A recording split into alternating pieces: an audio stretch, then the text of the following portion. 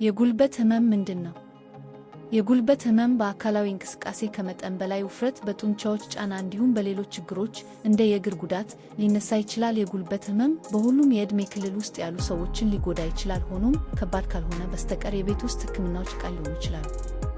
ምልክቶች: ጉልበትን ማጠፍ አለመቻል፣ መቅላት እና እብጠት፣ ጉልበቱን ለመዘርጋት መቸገር፣ ሲራመዱ ምቾት ስለማይሰማዎት ማነከስ፣ በጅማት ጉዳት ምክንያት ወደ ላይ ወይም ወደ ታች ለመራመድ መቸገር፣ ክብደትን ወደ ተቃራኒው ጉልበትና እግር መለወጥ።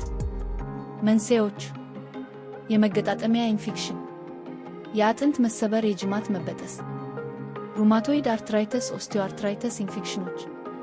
ማድረግ ያለብን እንክብካቤዎች: መገጣጠሚያውን ማሳረፍ እና ከጉልበት መገጣጠሚያ ጋር ከተያያዙ እንቅስቃሴዎች እረፍት ይውሰዱ።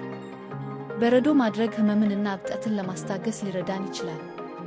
በደንብ ጠበቅ አርጎ የሚይዝ ባንዴጅ ማሰሪያ መጠቀም እብጠትን ለመከላከልና የጉልበት መገጣጠምን ለማገዝ ይረዳል። በጣም ጥብቅ መሆን የለበትም እና በሌሊት ጊዜ መደረግ የለበትም።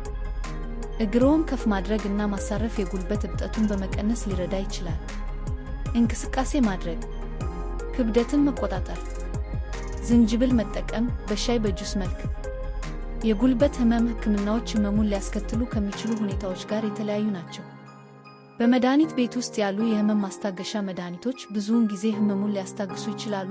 አንድ ሰው እነዚህም መድኃኒቶች በመደበኛነት የሚወስድ ከሆነ ለትክክለኛ ምርመራ የጉልበቱን ህመም ለመገምገም እና ስር የሰደደ የመድኃኒት አጠቃቀም ሊያስከትል የሚችለውን የጎንዮሽ ጉዳት ለማስወገድ የጤና እንክብካቤ ባለሙያ ማየት አለበት።